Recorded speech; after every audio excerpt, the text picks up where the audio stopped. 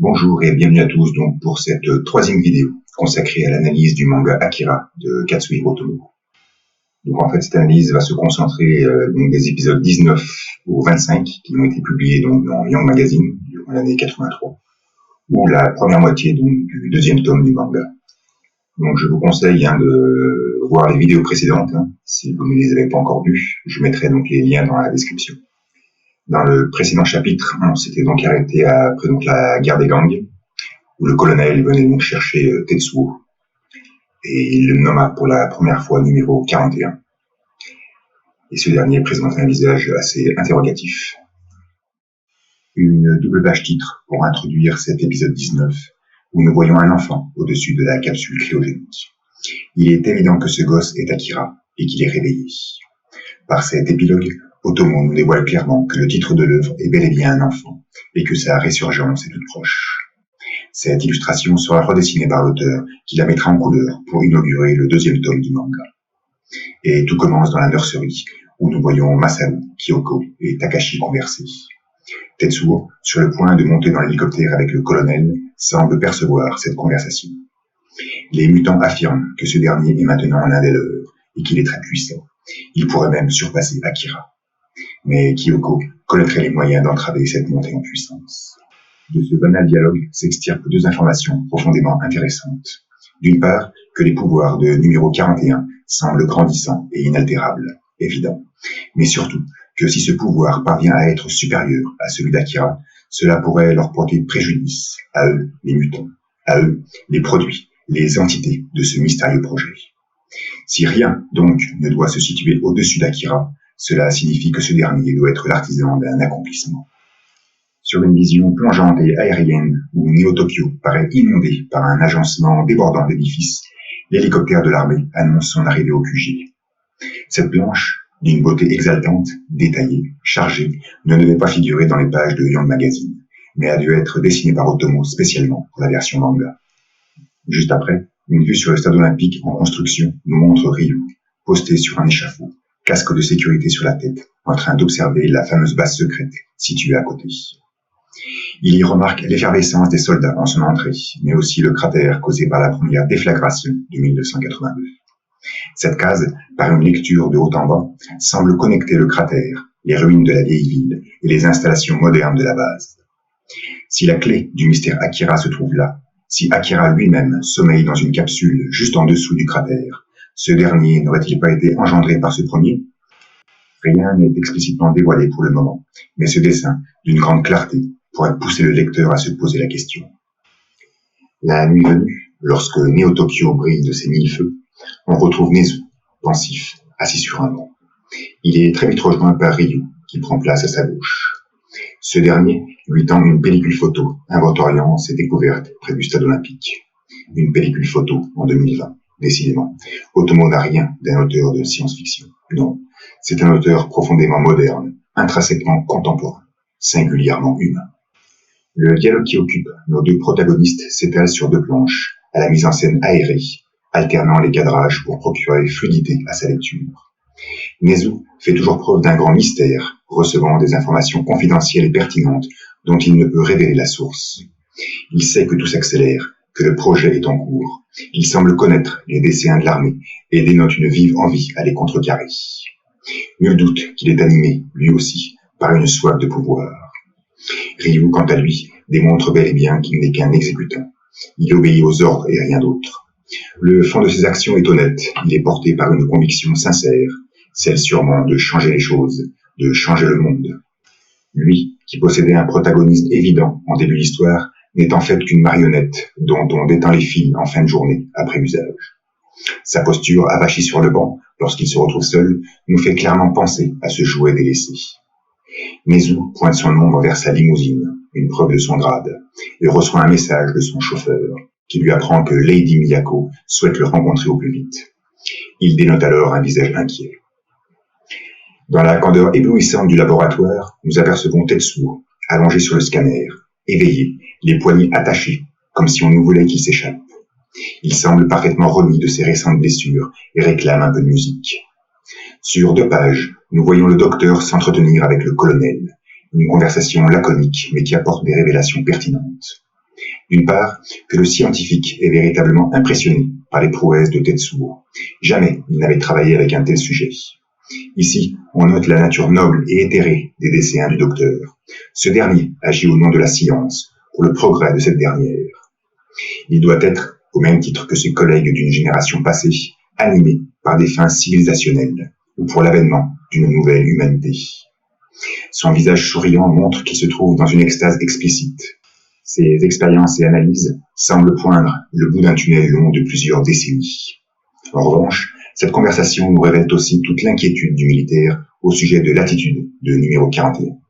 Il est impératif de contrôler une telle source de pouvoir, au risque de créer un second Akira. Pour le colonel, le contrôle est primordial, ce qui ne fait qu'attester son sens aigu du devoir et des responsabilités. Ce dernier est véritablement gouverné par la sécurité de sa nation. Mais surtout, au travers de cette phrase banale, le militaire nous fait clairement comprendre qu'Akira, à son époque, n'a pas su être contrôlé, ce qui a apparemment généré le pire, comme la catastrophe de 82 par exemple. Et ceci le terrorise au plus haut point. Nous le savions déjà, mais cela nous est maintenant confirmé. Le projet Akira fut, dans le passé, un projet scientifique, et uniquement scientifique. 38 ans plus tard, l'armée s'unit au projet, aux côtés de cette dernière, pour y influer une notion de contrôle qu'elle n'avait pas à l'époque. Et le colonel, au travers de sa prestance, de sa carrure et de son charisme, est la métaphore parfaite de cette notion. Sur une planche ennemie, nous revoyons alors Kei et Kaneda de leurs cellules respectives. La première, assise sur son lit, semble concentrée, pensive, préoccupée. Le second, sur les nerfs, frappe du poing, ne supportant cette incarcération. Nous retrouvons ensuite Nezu, la cadence vive et rapide, qui pénètre dans un temple spacieux et aéré. Au fond d'une pièce, il rejoint une personne postée sur une chaise basse. Cette dernière se plaint de son retard. Nezu s'incline, tel un fervent religieux, et fait alors face à Lady Miyako, femme corpulente, à la belle coiffe et parée de petites lunettes rondes. Un halo de lumière se dessine juste derrière elle. Accroupie dans une pose méditative, elle tient un mala dans les mains. Sa tunique blanche et immaculée laisse entrevoir une écharpe de couleur. Et soudain, dans la mouvance de son poignet droit, elle divulgue un numéro 19 marqué sur sa paume. Miyako serait donc un mutant, au même titre que Takashi, Kyoko et Masaru. Cependant, elle ne présente pas du tout la même physionomie que ces derniers. Elle ne ressemble pas à un enfant à la tête de vieillard. Son physique a l'air d'être en concordance avec son âge. Cela signifierait-il quelque chose sur ses réelles aptitudes ? Sa posture nous mène à penser que c'est une prêtresse, et son influence, au vu de la station courbée de Nezu, doit être très grande. Elle raconte son rêve, un désastre imminent qui changera la face du monde. Akira n'en saura pas forcément l'origine. Il n'est qu'un pion au sein de l'échiquier. Les 3 planches qui relatent ce dialogue sont peu chargées, entre 3 et 5 cases, ce qui rend ce dernier totalement lapidaire et pondéreux. Tout est très flou, baigné dans une subjectivité sacrale. Ceci dit, on ne peut s'empêcher d'y émettre quelques interrogations et conclusions. Tout d'abord, Nezu semble être à l'écoute des directives de Miyako. Sa posture courbée nous montre finalement que lui aussi n'est qu'un exécutant. Cependant, c'est lui qui donne des ordres à Ryu, et donc fomente les pratiques de cette organisation antigouvernementale. Lors de l'évasion de Takashi, Ryu, et de ce fait Nezu, croyaient avoir libéré Akira. Or, cette directive ne pouvait venir de la prêtresse, car elle doit évidemment savoir qu'Akira dort sous zéro absolu dans les entrailles de la Terre. Ceci prouve la flagrance que Nezu agit pour son compte, ou au pire, pour le compte d'un autre pouvoir en place. Mais si Nezu agit pour son propre compte, Miyako, munie de ses facultés mentales, devrait le savoir. Or, cela ne semble pas la perturber. De plus, pourquoi la vieille n'a jamais révélé à Nezu de l'endroit où sommeille Akira ? Parce qu'elle le sait, c'est évident, les chiffres sur sa paume droite en sont la preuve. Si Nezu empeste la félonie, Miyako, elle, est une manipulatrice de premier ordre. C'est d'ailleurs pour cette caractéristique même qu'elle est le pilier du récit. Miyako manipule Nezu pour arriver à ses fins. Elle souhaite s'accaparer d'Akira et utilise son petit rat pour y parvenir. Bien évidemment, ce dernier n'y voit rien, car il est trop emporté par son amour-propre et ses projets personnels, mais elle l'utilise bel et bien. Elle aussi souhaite être actrice de cet accomplissement qui changera la face du monde. Voilà donc l'épisode 19 s'arrête là. 20 planches d'une densité et d'une intensité rares. 2 factions clairement mises en évidence.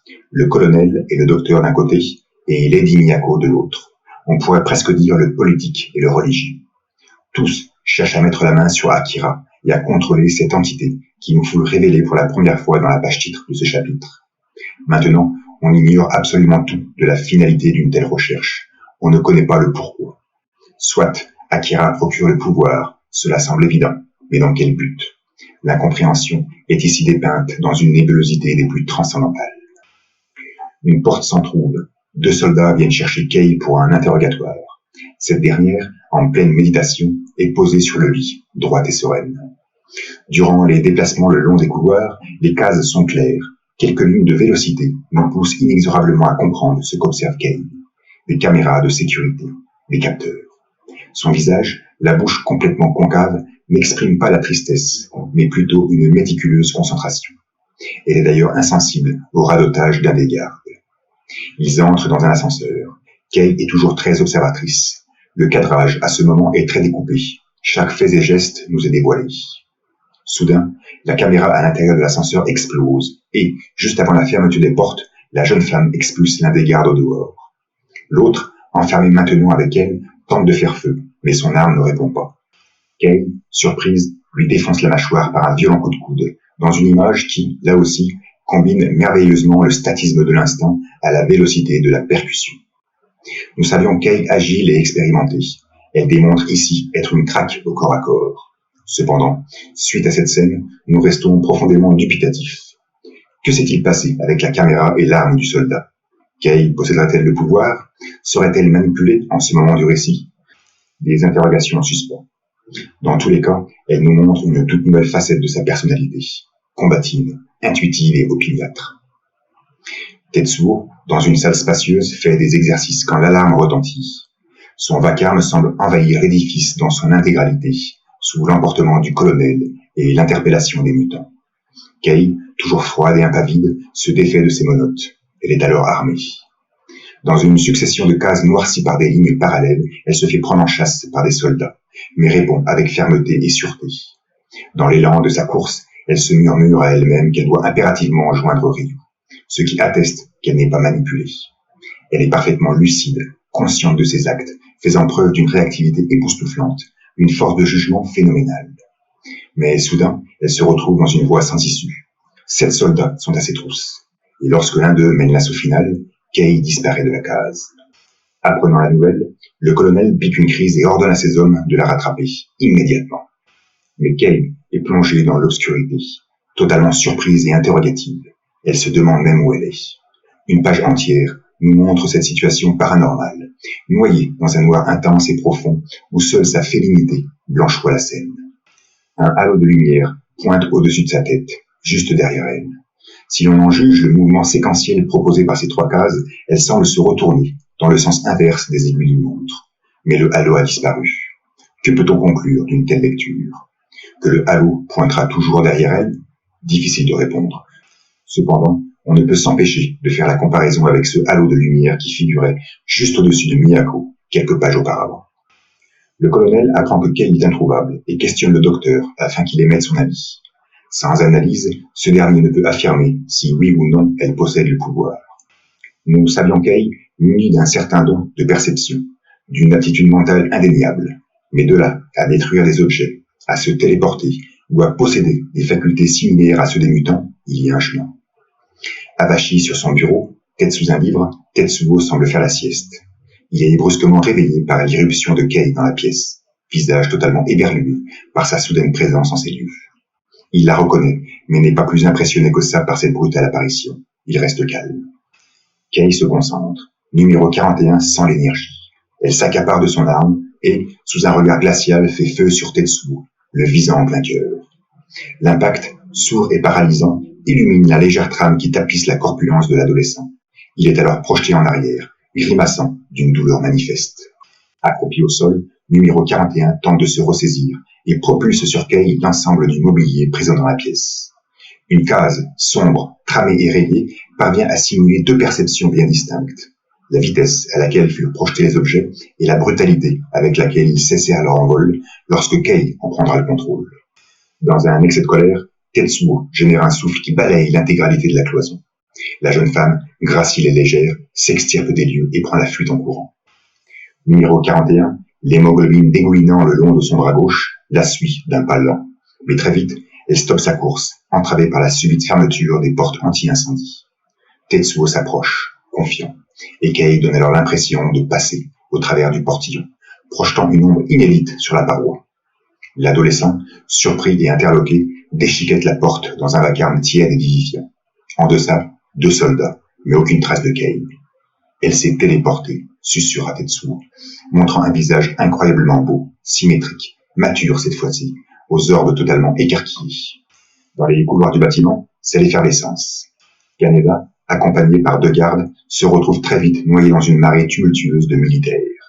Il lance quelques blagues à ses guides, révélant sa nature profondément innocente, toujours en retrait, des préoccupations tangibles qui l'entourent.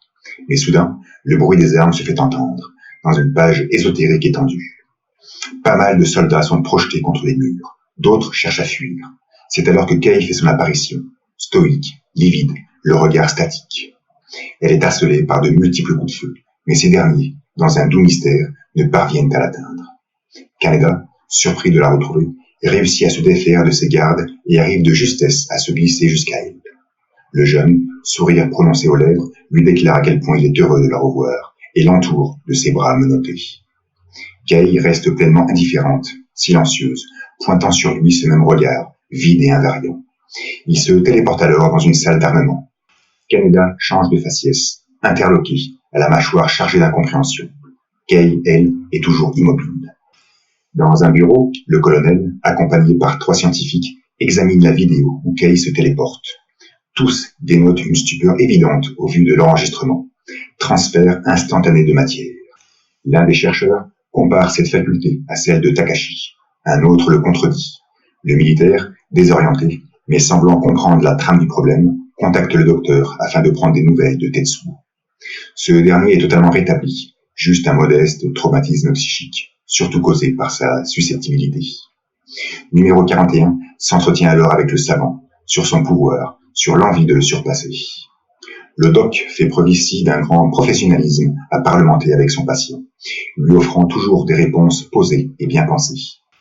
Tetsuo semble être conscient qu'il n'est pas le seul à posséder de telles facultés, et il laissera le scientifique sans voix lorsqu'il nommera Akira.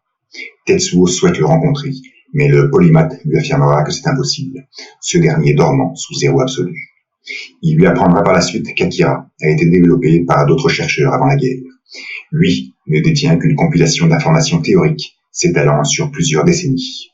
Et quand Tetsuo lui demandera s'il était déjà en sommeil cryogénique avant la Grande Guerre, la réplique évasive du docteur ne fera que confirmer la connaissance réelle qu'il a sur l'origine du conflit. Dans tous les cas, Tetsuo fait preuve d'une interaction manifeste avec les autres mutants du projet. Il semble même, à ce moment du récit, intimement lié à Akira. L'épisode 22, sorti le 7 novembre 1983, s'introduit sous une magnifique posture du colonel, hachuré de 1000 lignes afin de texturer son costume. Une illustration belle, majestueuse, qui montre un faciès et un regard noble amalgamant la préoccupation, la conviction et la fermeté du militaire. Ce dernier est sans aucun doute, avec Kei, le personnage central de l'œuvre. Ses actes et décisions seront déterminantes dans le déroulement de l'histoire. Cependant, tout commence dans la salle d'armement. Kaneda reste désespérément déboussolé de se retrouver en ces lieux. Kei, toujours mauvais dans un comportement incompris, défonce une serrure à code et pénètre dans une vaste et sobre pièce qui s'apparente à un laboratoire d'études. Elle s'approche alors d'une arme, massive, connectée à une batterie, une machine de guerre certainement très puissante. Le colonel, de son côté, entre dans la nurserie. Il ne souhaite en aucun cas être dérangé. À l'intérieur, tout est noyé dans un silence viscéral.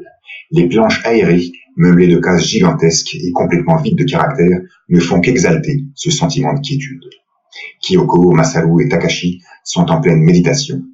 Les traits de leur visage dénotent une dose de concentration. La mise en page, plaçant Kyoko au centre face à une peluche en lévitation, nous force à penser qu'elle agit avec l'aide de ses compagnons. Postés dans cet état de recueillement, leur physionomie exhale une certaine beauté, en opposition totale avec cette turpitude dont ils faisaient preuve en début de récit. Mais on retrouve Kei, la machine de guerre en main, qui dégage une salve pour tester l'engin. Kaneda déblatère des paroles qui paraissent toujours hors sujet. C'est alors qu'Otomo nous dépeint un parallélisme facial époustouflant. Au cœur même de la planche, Deux cases, sourdement rayées, nous montrent Kei et Kyoko balancés d'une mouvance symbiotique. Même posture, même torsion du cou, même regard inquisiteur, même valse capillaire. Ce syncrétisme visuel, totalement époustouflant, je me répète, nous prouve donc que Kyoko est en train de manipuler Kei, qu'elle lui dicte sa conduite afin d'exécuter un plan bien précis.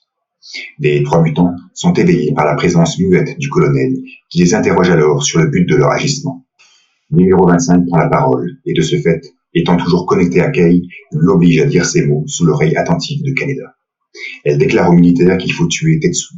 Un rêve prémonitoire lui fit voir une destruction cataclysmique, des ruines innombrables, des morts par milliers. C'est Akira qui sera la cause de ce désastre. Et Tetsuo?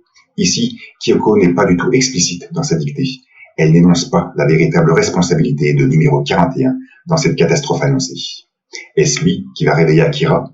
Est-ce lui qui va pousser Akira à générer ce cataclysme? On n'en sait rien, et le colonel reste très perplexe. Mais Kyoko est formelle, il faut éliminer Tetsuo.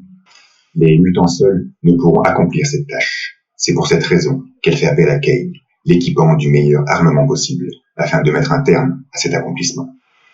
Le militaire est évidemment mal à l'aise, le contrôle lui échappe, une terroriste déambule dans ses propres bâtiments, équipée d'un laser.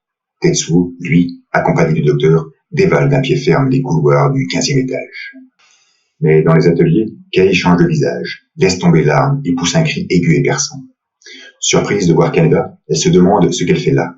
Kyoko, de son côté, s'évanouit dans son lit, mettant un terme à leur connexion. Kei est maintenant libre. Le militaire, profondément contrarié par cette situation, quitte les mutants et se retrouve alors face à Tetsuo. Le scientifique a été contraint de le mener jusque-là. Numéro 41, nacré d'un regard hautain, souhaite qu'on lui fasse les présentations. Il s'introduit sous la déconcertante impuissance du colonel dans la chambre des enfants. Masaru et Takashi le braquent des yeux. Kyoko, dans un sursaut d'énergie, le dévisage et mentionne son prénom, comme s'il le connaissait de longue date. Dans une posture arrogante, Tetsuo taquine les mutants, qui restent imperturbables. Le militaire lui ordonne d'arrêter et de retourner dans sa piole. Tetsuo lui fait comprendre qu'il n'a aucun ordre à recevoir de sa part et qu'il n'est pas un numéro. Pour le colonel, la perte de contrôle se fait maintenant profondément ressentir. D'un coup de laser, Kei tente de détruire les menottes de Kaneda, et elle y parvient habilement. Elle commence alors à s'interroger sur d'éventuels agissements de la part de ce dernier lorsqu'elle était totalement inconsciente. Kaneda dévoilera un visage stupéfait à l'entendre dire s'il l'avait touché. Pauvre Kaneda, finalement très innocent et accusé de pervers à tort. Sa figure décontenancée nous pousse naturellement à fortement nous attacher à lui vouer une douce empathie. C'est finalement un brave gosse. Pendant ce temps, dans la nurserie, Tetsuo souhaite savoir où est Akira. Le colonel, surpris par cette requête, demande des explications au docteur, mais ce dernier lui affirme qu'il n'a rien dit. Numéro 41 réitère sa question. Il n'est pas ici, lui répondra le militaire. L'adolescent observe alors Takashi, d'un regard profondément interrogatif. Un flashback, sublimement mis en page, lui revient en tête. L'épaisseur marbrée de la nuit, les phares de sa moto illuminant une silhouette. Il se souvient de l'accident et semble comme terrorisé. Numéro 26, le visage transpirant, paraît imbibé d'une peur trépidante. Tetsuo lui harcèle un coup et, dans l'effervescence, s'en prendra aussi à Kyoko, lui faisant éclater le coin de son lit. Masaru réagit très vite et, avec l'aide de Takashi tout juste relevé, il tente de dominer numéro 41 en le scotchant dans les airs. Le colonel, dans une nouvelle case claire et statique, prie aux mutants de cesser cette comédie. Tetsuo, après sa chute ombragée, fait exploser le fauteuil de Masaru qui s'écroule à terre. Le militaire s'interpose et ordonne aux jeunes de se calmer.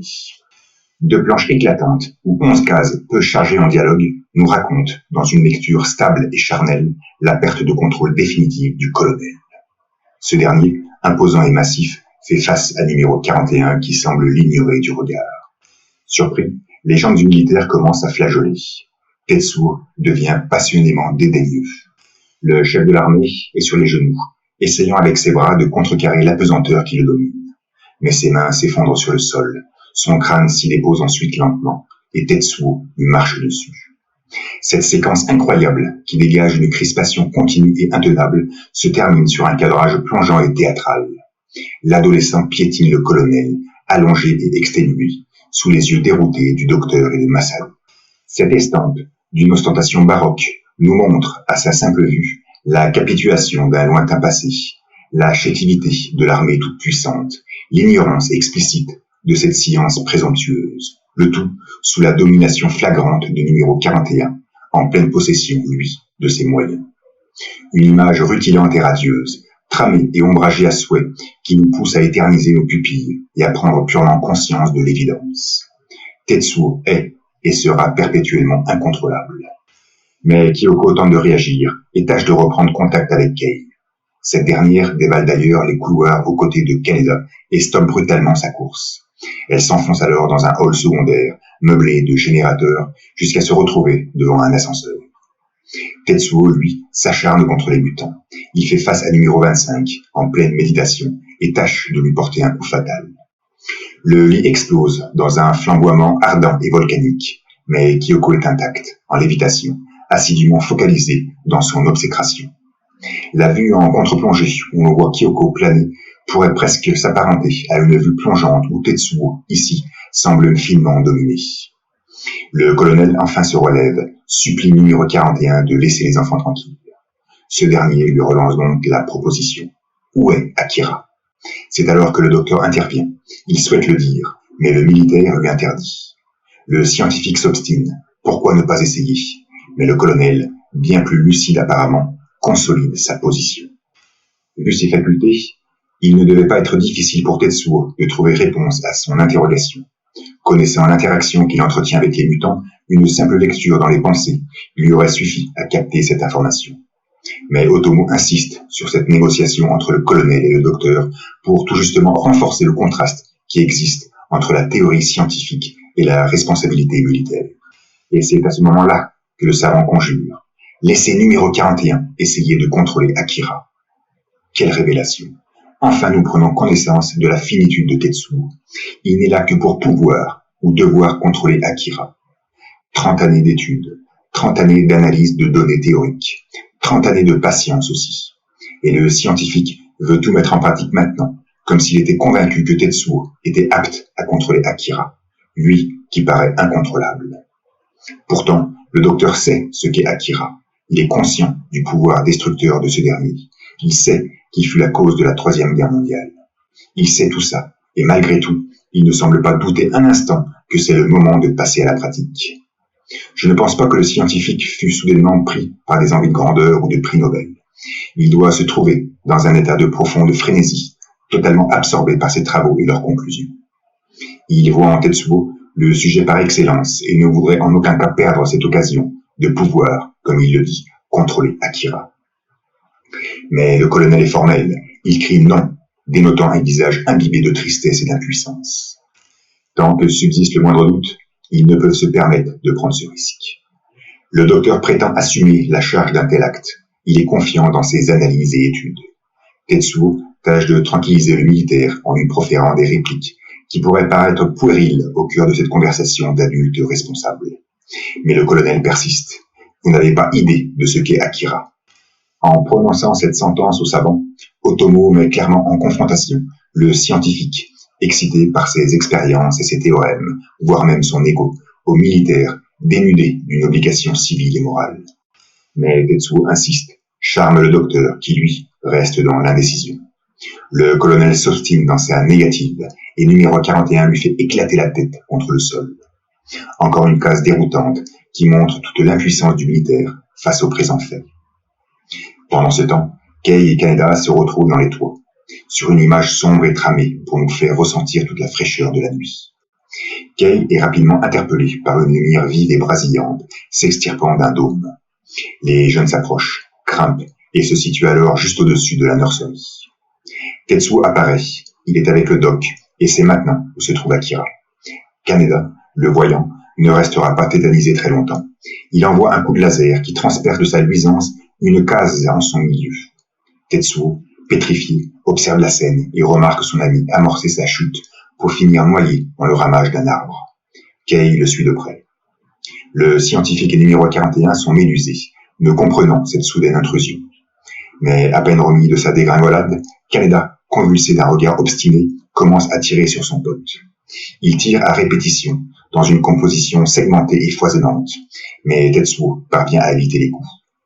Ce dernier fait alors parler son pouvoir et provoque un véritable tremblement de terre, déchiquetant en 1000 morceaux le sol bariolé. Kaneda ne perd pas son équilibre, il poursuit ses tirs à répétition. À ce moment, il donne même l'impression d'être aux commandes d'une console de jeux vidéo. Il accumule les salves dans tous les sens, avec une passion renversante. Numéro 41 tente de se planquer, mais il se trouve très vite enfoui dans les décombres. Face au carnage, l'adolescent change de physionomie et met un timide Tetsuo, preuve qu'il devait être immergé dans une frénésie incontrôlable. Regretterait-il son acte? Il ne faut pas oublier que Kaneda serait incapable de tuer son ami. On voit alors Tetsuo, dehors, amorçant une chute vertigineuse face à l'énorme bâtiment de l'armée. C'est la première fois qu'Otomo met en scène la grandeur architecturale de Neo-Tokyo. Un visuel tétanisant, impactant, noyé dans un dégradé de noir profond qui enfle la monstruosité de l'édifice. Tetsuo se crache sur une bâtisse, demeure indemne et dénote une importante satisfaction de maîtriser enfin la téléportation. Dans la nurserie en ruine, Kei et Kaneda se retrouvent face aux mutants et reconnaissent immédiatement Takashi. Kei s'approche. Le parallélisme entre sa figure et celle de Kyoko lui fait comprendre que c'est cette dernière qui l'a guidé jusque-là. Elle lui demande alors qui est Akira. Et Kyoko, de son visage hypnotisant, lui répond que c'est l'un des leurs, qu'il porte le numéro 28 et qu'il est enterré sous le site olympique. Pendant ce temps, le colonel, visage ensanglanté, retrouve ses facultés, se remet sur pied difficilement et démontre sa surprise en voyant les jeunes prisonniers en ces lieux. Mais toujours habité par sa fougue obsessionnelle, Kaneda demande à Tetsuo de sortir des décombres. Numéro 25 annonce alors qu'il n'est plus ici, qu'il est parti pour Akira et qu'il faut le stopper au plus vite. Le colonel, fou de rage, comprend de suite que le scientifique lui a révélé la cachette. Mais le docteur se justifie par un mensonge manifeste qu'il n'avait pas le choix, car Tetsuo était devenu hors de contrôle. À aucun moment, nous n'avons été témoins de cette scène, ce qui prouve bien qu'elle n'a jamais eu lieu, et que le savant ment. Ce dernier a volontairement dit à Tetsuo où se trouvait Akira, parce qu'il souhaite conclure ses années de labeur. Il souhaite assister au réveil d'Akira. Il souhaite matérialiser ses décennies d'analyse, d'études et de théories. Encore une fois, par une double case surprenante, Otomo dépeint habilement cette symbiose contrastée entre science et militaire. En haut, le visage du docteur, clairvoyant, immaculé, noble, mais profondément irresponsable et inconscient.